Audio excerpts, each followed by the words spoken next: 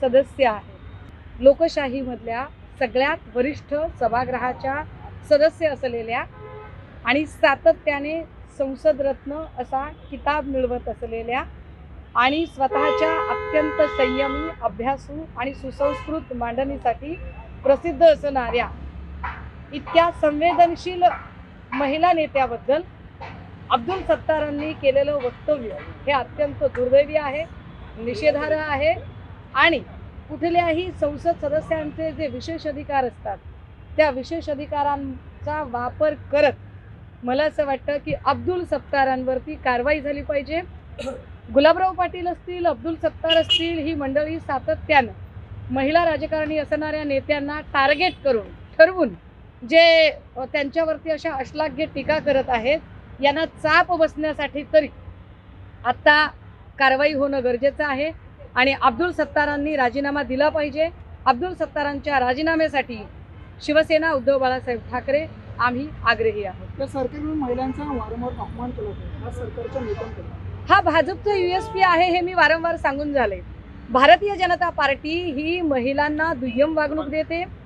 महिलांकडे बघण्याचा दृष्टिकोनच मुळात भाजपाचा हीन दर्जाचा आहे आणि त्यामुळे भाजपाच्या आश्रयाला गेलेले मिंदे गटातले जे लोक आहेत त्यांना सुद्धा हा वान नाही पण गुण लागलेला आहे। त्यामुळे महिलांना सातत्याने दुय्यम वागणूक देणाऱ्या, दुय्यम लेखणाऱ्या, कारण आपण बघितलं असेल की ज्या पद्धतीने अगदी लोकनेत्या पंकजाताई मुंडे यांना ठरवून राजकारणाच्या त्या परिघाच्या बाहेर ठेवण्याचा देवेंद्रजींचा जो प्रयत्न आहे तो उभ्या महाराष्ट्रानं बघितलेला आहे।